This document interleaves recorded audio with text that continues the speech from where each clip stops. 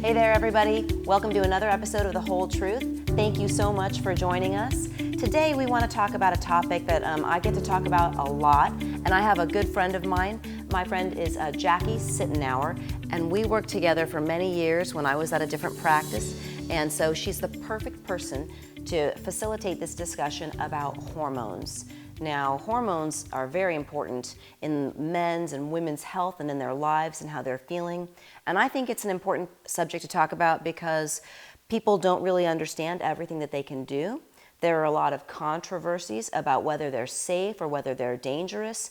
And most people believe, rightly and wrongly, that hormones have a tremendous impact on many aspects of their health and of their lives. And I'm so glad that Jackie's here because she and I have taken care of many patients suffering from hormone imbalances, and so that's what our subject is today. Yay. So yes, Jackie, what do you remember as some of the highlights, some of the most common symptoms that our patients would bring to us suffering from when they, and they would ask if a hormone might play a role? Some of the most common ones that we faced: vaginal dryness, loss of interest in sex, weight gain, mood swings, insomnia. I mean, we could list hundreds. Those are kind of the big ones. Those are kind of the most common things. And the interesting thing is that we expect these changes in people's lives as they're getting older, but it can happen at young ages too. It can happen at any age. PMS obviously has a huge, it's dictated by hormone changes in a woman's body. But some of the things that you touched on were really good symptoms, right? So a lot of people struggle with symptoms of moodiness, anxiety, irritability, poor sleep, they can't concentrate. And what age do you think women would, like most common, to start experiencing symptoms? Most common age, late 30s. But I mean, we would have patients come in early 20s, very abnormal symptoms for their age group. So that's when you want to take into consideration, is it hormones or is there an underlying factor that might be causing it? Because it's not always just the hormones, but that's always the first thing that people jump to. And that's the first thing that they want checked. Right. And that's where we come in. Absolutely. So it is kind of, we always feel like a little bit, all the other health specialties involved loved to just throw out there, oh, we've tried fixing your inability to sleep or your weight, your moods, and it didn't work, so it's got to be your hormones. And it may or it may not. But let me just give a little bit of overview. So hormones are signaling molecules that are produced in various sites by glands in our body. Then they get released into our circulation and they move all throughout our bodies and they interact with receptors on different cells to cause an effect. And so a lot of people think that hormones, and specifically when people talk about their hormones, they're usually talking about thyroid, estrogen, testosterone. Right. Yep, progesterone, but there are obviously many other hormones, but those are the ones that we're most able to manipulate and that really do contribute to a lot of these symptoms. Right, like with thyroid, everyone wants their thyroid checked when they're not losing weight. Right. That's the first thing they jump to, oh, it must be my thyroid. It could be many other things, but that's the one thing that they want checked. And then once they get those results back, and if they're normal, then it's like, okay, what else can we check to figure out what's going on with your body and why aren't you losing the weight that you want to lose? So it's like a magic word. People think hormones, I'm going to be fixed, or there's that stigma to it as well, like, oh, what's wrong with my hormones? So it just depends on the patient and what they're going through at the time. And it is important for patients to know, we can always check people's hormones and then measure them. And if their symptoms and their lab results all kind of fit a pattern, then they may be a candidate who may benefit from supplementation with natural hormones. A couple other things that I wanted to address about hormones, why it's important to talk about them, is the controversies. So there are completely conflicting viewpoints in medicine, and the majority of doctors will tell their patients things like, you don't need hormones, hormones are dangerous, and they cause cancer and blood clots and all these terrible risks. And so patients are put in this position of hearing from one doctor how dangerous they are, and from another doctor how much they might help them, and it's a really hard position as a patient to be told these conflicting opinions. You have to decide on it. That's when a patient needs to decide on their own and take back their responsibility of how am I going to feel? And if they've tried everything sometimes the benefits are going to outweigh those risks. And that's what a lot of people need to understand, is that you have to sometimes take those risks to get the benefits that you're searching for. Right. And quite honestly, we are trained in the area of functional medicine, and so are knowledgeable about the huge body of research, literature that supports that for a lot of people, hormones are very, very safe and offer a lot more benefit than any very small amount of risks. Right. So let's kind of break down and talk about maybe like one symptom at a time and how hormones play a role, and then maybe we can share a little bit about how hormones change throughout maybe a woman's reproductive cycle, and then as women get older, some of the common changes that occur, right? Yeah. Yeah. So you have children, right? I do. So do I. And we all know, let's say in the reproductive time frame, when a woman has babies, right? How do you feel after you've had a baby, right? Miserable. Right? Tired. Tired, exhausted. Yeah. I mean, and you have that pregnancy glow, lack of. Right. I mean, after having children, yeah, you're just drained. It's like everything's taken from you. Right. And most of the time we all just think like, well, I'm busy, I've got a baby, I'm not sleeping very much, I have all these other commitments and the stress of everything that occurred to my body. You know, maybe this is just how I'm supposed to feel, right? And that may not be the case. Something that women should know is that after we have a child, it's been studied, and it appears that your natural production of testosterone can drop by as much as 50% after you have a baby. And so I always like to share that testosterone, we'll talk about that a little bit first then. I guess it's a fun one. It's one of my favorites. But testosterone is viewed largely as a male hormone, right? It's a man's hormone. It's about building up muscles, and you can get roid rage and things like that. Right. But we know that testosterone for women can really have an impact. And I mean, it can be a 360. Yeah. I mean, you can go from feeling so tired and no libido to all of a sudden you have increased energy. You're ready to go.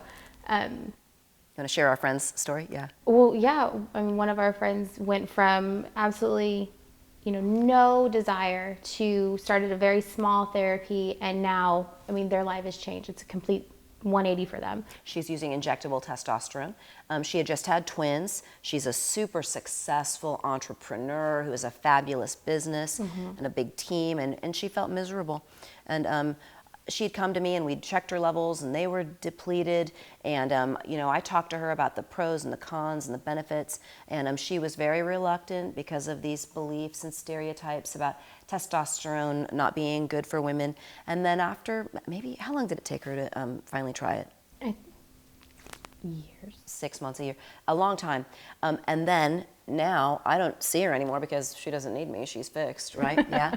She feels great. She right? does. She feels wonderful. So, and that's the thing is, that's one of those situations where the patient decided for themselves that the risk could lead to a greater benefit, and the benefit is there, and they're a full believer in therapy. And honestly, for her, there was no real risk, right? The doses that we treat when it's Very done small. appropriately, the levels result in improvements in memory, mood for a lot of people, their ability to sleep better. That's an interesting thing.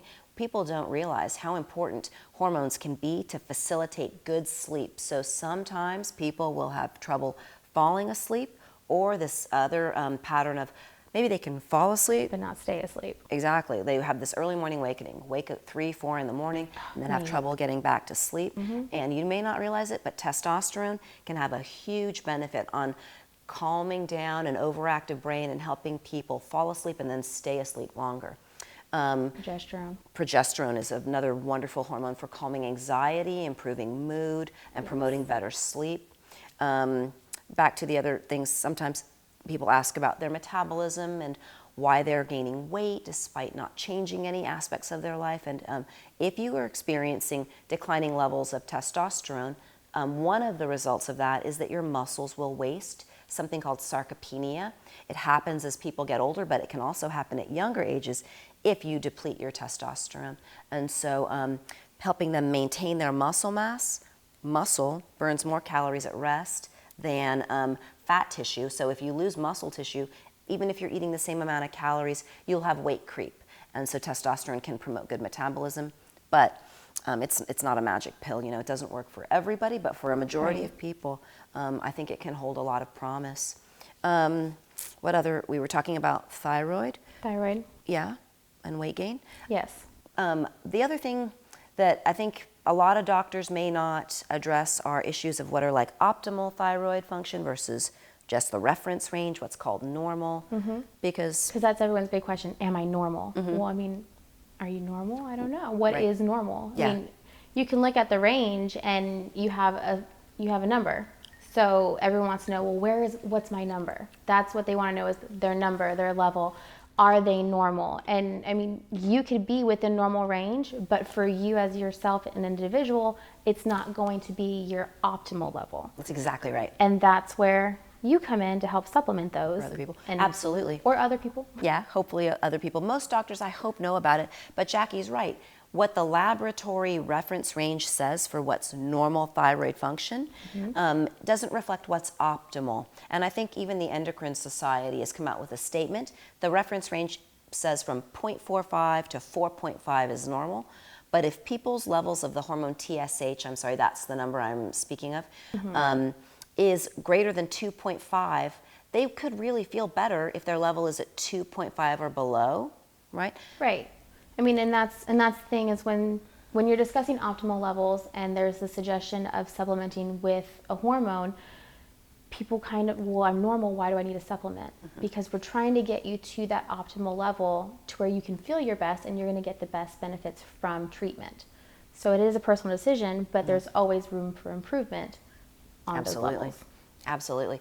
And the other things that are important about thyroid are there are some, I not want to say obscure, but some parameters of thyroid labs that may not be checked all the time. And so the one number called TSH doesn't tell the whole story. Your free T3 level is very important. And sometimes people can have something called a blocking molecule, reverse T3, which will, it's a protein and it sits on the receptor sites of cells and it prevents their thyroid from interacting. So even though their numbers look normal, they really are functioning hypothyroid and may need supplementation. I wanted to talk about some of the fears, right? Because people think that hormone replacement is going to cause cancer and is very dangerous and blood clots. And just for the record, it's been studied extensively. Estrogen, taken especially orally, but any estrogen, increases our risk of blood clots, and that means birth control pills, hormone replacement therapy, whatever form of estrogen can increase that. And those risks are dangerous. Blood clots in your legs and in your lungs can be potentially fatal. It's very rare for those things to occur, but they do happen. Testosterone is blamed for all kinds of things. I don't want a beard. I don't want to grow a beard, exactly. I don't want to break out. I don't want to grow hair on my face. I don't want to be angry or have roid rage. And honestly, if you supplement patients' levels to higher than the reference range, but below some threshold that varies for other people, you'll feel better. You'll have improvements in your mood. If you go too high, then yes, you can cause problems like rage, anger, aggression, facial hair, stuff like that. Things you don't want to talk about. Right, the things that we don't want to happen, and usually we don't treat to that degree, but those kinds of side effects, sometimes a little bit of facial hair growth or breakouts, we can fix those pretty easily by adjusting your doses. Now, what can you do like when a patient comes in and their testosterone turns out to be too high? For too high levels of testosterone, especially if they are having symptoms like acne or facial hair, there are supplements that patients can take. Something called saw palmetto is a natural supplement that you can take that will help decrease your level of testosterone. If your level was like dangerously high, there's a number that we would look at. We could look for things like testosterone secreting tumors in their ovaries or their androgen secreting tumors in their adrenal glands. The other things that we can do to decrease the symptoms, there's a very, very mild diuretic. Do you remember we used to treat spironolactone sometimes patients? Yes. The patients with PCOS. Spironolactone is a diuretic, but at the level of the skin cells, it decreases conversion into a metabolite that promotes hair growth. So it will decrease facial hair growth. It can help clear up acne, can have some beneficial effects. Benefit of it. Cleaning up your skin. And birth control pills are another commonly used treatment for acne that is caused by high levels of testosterone. So they can help decrease testosterone levels functionally, and some women will notice that when they've been on a birth control pill, it will make their sex drive go down or their mood decline, and that can be due to a variety of factors, and sometimes it's from this effect of binding up their testosterone. Right. So testosterone, again, the risks, if we're treating males, we make sure that they don't have prostate cancer or elevations in the prostate secreting antigen tumor marker for that. If people have had a brain tumor before, testosterone can stimulate that kind of growth. Liver tumors, estrogen can stimulate those as well. So there are conditions that we look for. People who have migraine headaches that have flashing lights and stars called scotomata, classical migraines, are not supposed to take oral estrogen medication because it increases their risk for blood clots. So really, a thorough doctor is going to explore this history with the patients before just treating them willy-nilly and acting responsibly, I think. And some of the responsibility lies on the patient as well. You have to be honest with your provider about your medical history. You have to be honest about how you are feeling, and don't exaggerate your symptoms, but you don't want to underplay them either. So honesty and taking that responsibility as a patient, it's very important when you're discussing these things with your doctor. I always thought you were so great at that because the patients loved you and felt so comfortable with you that you. they would always share their problems, and sometimes that made our visits run long and we would run late in clinic, but they were getting helped. Right, and it's that relationship that you want with your patients. Yes. We want you to come in and be honest with us, and we want you to feel comfortable to be honest with us. So I think building that relationship with them really does help. Right. That's why I was so sad when you left. It sorry. broke my heart. Nina did a good job, and she's fabulous. She is. Yeah, and I know you're happy, and I'm happy for you. But I just want to we just wanted to promote a little bit of awareness about some of the things that hormones affect in our bodies and how, I just want to close with the one other note. Patients come to us usually asking about their hormones because they don't feel well.